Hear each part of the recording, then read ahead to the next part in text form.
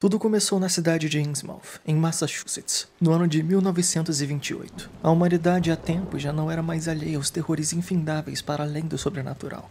Uma tocha acesa em um oceano de trevas, trilhado de olhos fechados e sem olhar para o mar abaixo, torcendo para que em seu caminho não encontrasse o que não devia. Já havia passado da hora de alguém abrir os olhos e enxergar o que estava adiante. O primeiro vislumbre foram as sombras que caíram sobre Innsmouth. No vídeo de hoje vamos falar sobre o grupo que tornaria-se no futuro a Delta Green, das circunstâncias responsáveis por seu nascimento, mergulhar no início do século XX, no tempo de entreguerras, e até passar um pouco do governo americano na época. A quem pretende mestrar Delta Green em algum momento, esse conteúdo vai te ajudar a compreender um pouco mais sobre todos esses tópicos e, espero eu, te interessar em buscar mais informações por si só. Seus jogadores não precisam necessariamente ter tudo isso na cabeça antes de começar a jogar. Exponham-se às informações confidenciais a seguir por sua conta e risco. Afinal, conhecimento é morte. Para falar sobre o que aconteceu em 28, temos que voltar um ano antes. No dia 15 de julho de 1927, um homem chamado Robert Martin Olmsted visitou a cidade de Innsmouth. Sua chegada lá foi por puro acaso. Ele viajava de Newburyport até Arkham, ambas no mesmo estado. Buscava descobrir mais sobre as raízes de sua família. Innsmouth já foi quase uma cidade grande um dia, um porto silencioso antes da guerra de 1812, mas conforme os investimentos deixaram de ser aplicados e as grandes famílias donas de terra distanciaram-se do lugar, entrou em uma lenta, mas absoluta regressão. Um dos poucos prédios ainda importantes e maiores da cidade era a refinaria, cujo dono, o velho Sr. Marsh, devia ser também o mais rico empresário do condado, neto do famoso capitão Obed Marsh, responsável pela fundação do Império da Família e filho de uma estrangeira dos mares do sul. O velho Sr. Marsh parecia ter desenvolvido, assim como seu pai, uma estranha doença de pele que o mantinha fora de vista na maioria do tempo. Robert teve uma parada de ônibus pela cidade e, como todo bom turista, resolveu que daria um passeio pelos pontos turísticos mais importantes da cidade. Nesse passeio, ele conheceu Zadok Allen, um homem desabrigado de 96 anos de idade, e apesar de seus problemas com o alcoolismo serem nítidos, Robert decidiu dar ouvidos às suas histórias. Zadok contava sobre estranhos deuses dos mares do sul, histórias de encontros do povo da cidade com habitantes dos mares profundos. Os alertas daquele velho a princípio pareciam uma bozeira. Ele dizia que uma estranha religião, trazida pelo capitão Obed Marsh de uma viagem no Pacífico, cultuava deuses que não eram mera fantasia. Os profundos, como eram chamados os habitantes dos mares de quem havia falado, fizeram um pacto com Obed.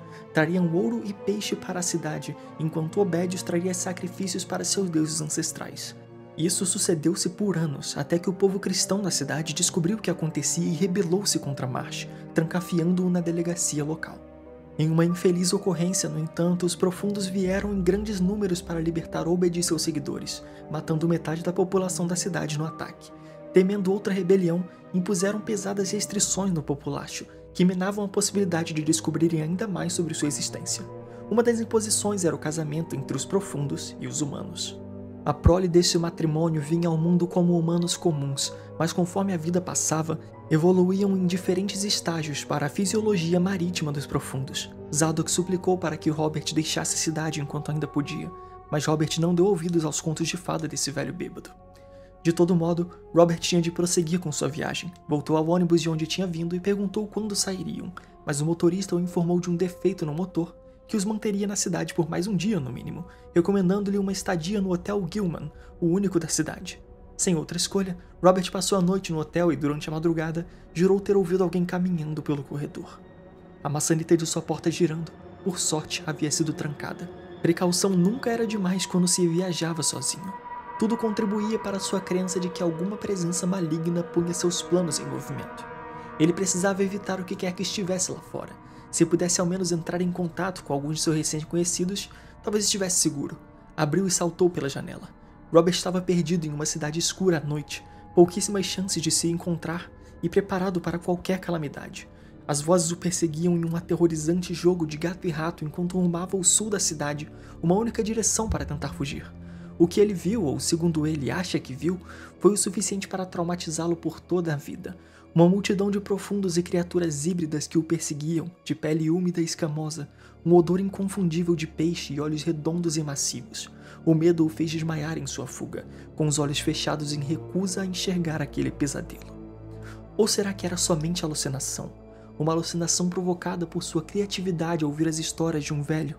No dia seguinte, Robert acordou em segurança, apesar de ter desmaiado, e fugiu da cidade, determinado a contar para o governo americano a verdade do que viu. Na virada daquele mesmo ano para o seguinte, quando o Departamento do Tesouro americano investigou aquela cidade no fim de mundo de Massachusetts e descobriu que a população estava envolvida em crimes que iam desde o assassinato até coisas genuinamente desumanas, eles estavam completamente perdidos. O testemunho de Olmsted levou a uma investigação federal completa da cidade, tendo sido feitas desde filmagens aéreas de um local chamado Recife do Demônio em Innsmouth, onde Obed Marsh fez o pacto pela primeira vez com os profundos, e até mesmo agentes disfarçados que se infiltraram na cidade e tiraram fotos de dentro para fora.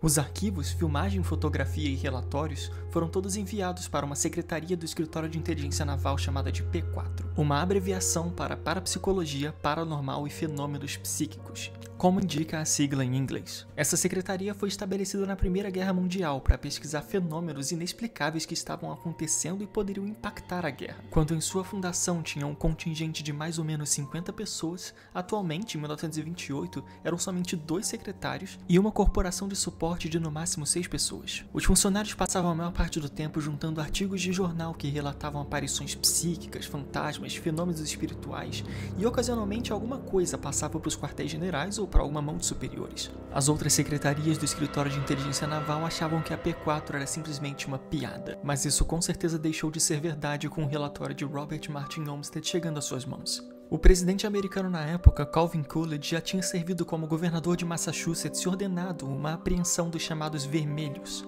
Durante seu mandato, a primeira ameaça vermelha tinha começado como consequência da Revolução Russa de 1917, quando se difundiu na sociedade americana o temor de uma revolução de trabalhadores sindicalizados inspirados pela Revolução Russa. As perseguições em solo se iniciaram em fevereiro de 1919, com a Greve Geral de Seattle, e se estenderam até janeiro de 1920. A esse ponto, cerca de 3.000 pessoas já haviam sido presas. Não era nenhuma novidade para o presidente Coolidge iniciar uma outra perseguição àqueles que chamava de pagãos degenerados. A Marinha Americana conseguiu juntar o Corpo de Marinheiros e a Guarda Costeira para prover suporte de fogo.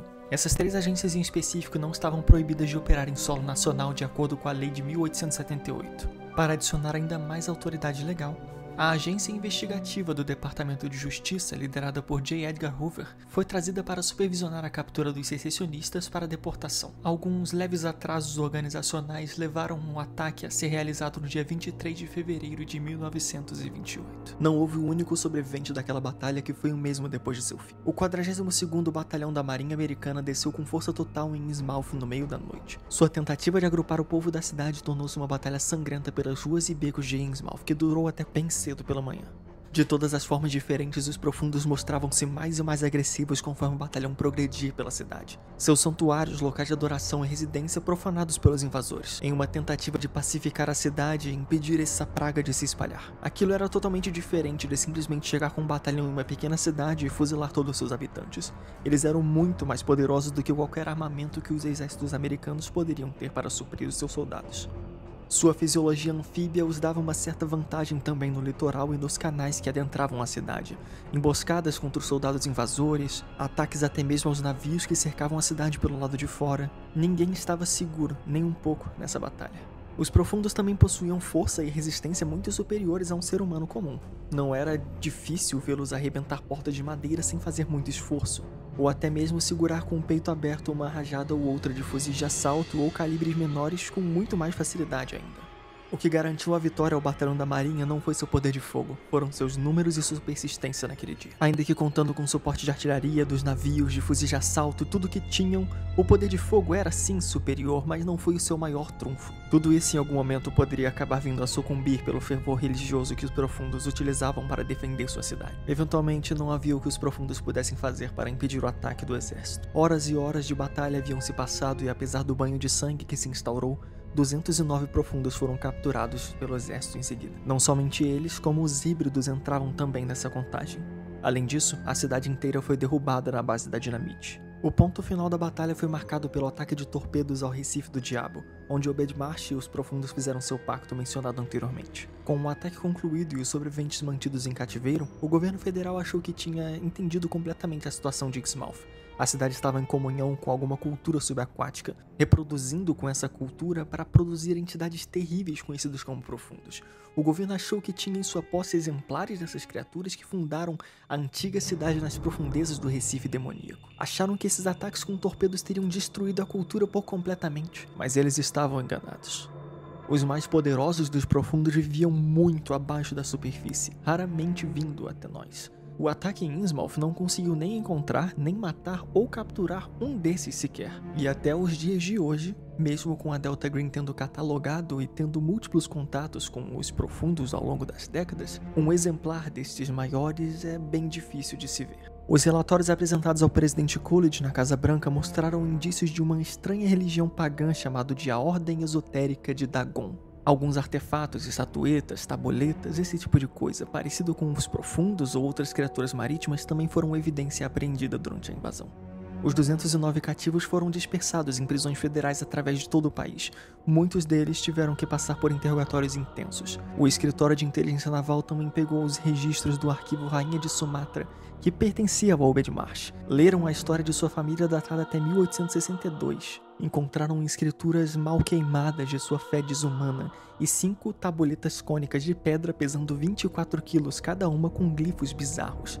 Notas incompletas para traduzir esses glifos também foram encontradas e compiladas através de muitos e muitos anos de estudo de um dos mais proeminentes moradores da cidade, Robert Marsh. Foi então que, sem entender muito do que tinham encontrado, o escritório de inteligência naval buscou uma ajuda externa, a Câmara Negra. A Câmara Negra é um apelido para uma outra organização, uma junta entre o Departamento de Guerra e o Departamento Estadual, mais especificamente de sua unidade de sinais e criptografia.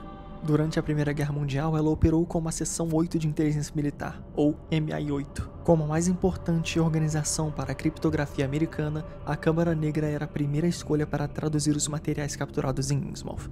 Em abril de 1928, ela tomou posse dos papéis e tabuletas recuperados na invasão. E apesar de sua experiência, levaram 2 anos para que eles completassem uma tradução concreta. No dia 2 de novembro de 1929, eles apresentaram um relatório do que viria a ser chamado de o Livro de Dagon para o novo presidente eleito Herbert Hoover.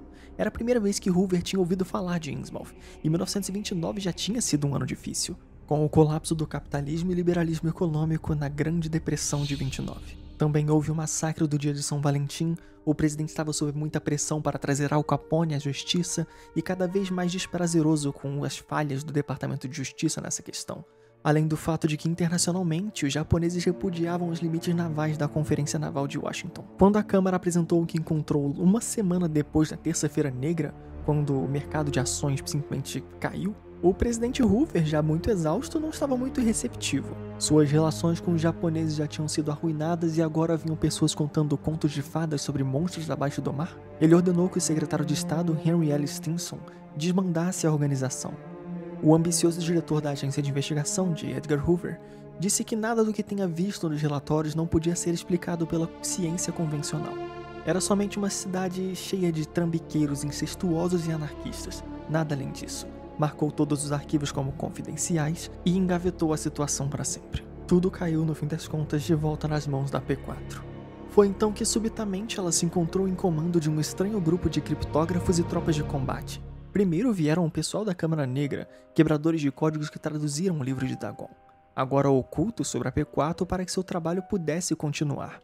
Mais tarde, um pequeno grupo de soldados da Marinha se juntou às suas forças, quase que inteiramente composto de veteranos de Innsmouth. A força principal da Marinha Americana em resposta para horrores sobrenaturais havia sido montada, ainda que nem mesmo o presidente tivesse ciência completa disso. Tanto que eventualmente surgiu-se o ditado: nunca conte a um presidente nada que você não precise.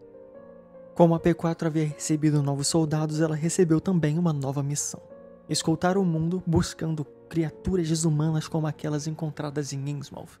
De início, nem todo mundo na P4 estava convencido de que esses horrores existiam, mas os profundos em custódia por todo o país eram uma boa forma de convencê-los. Essa busca implacável implicou seu escopo quanto ao sobrenatural. Coisas que viviam muito abaixo do mar, muito abaixo da terra ou muito acima de nós, nas estrelas. Expedições ao redor de todo o globo foram feitas pela P4 buscando colônias como Innsmouth e muito em breve eles a encontrariam. A primeira colônia encontrada em 1930 nas Filipinas, em uma pequena ilha. Um ataque dos marinheiros da P4 e escoltas filipinas estilhaçaram as defesas da ilha e agruparam os híbridos de profundos que viviam por lá.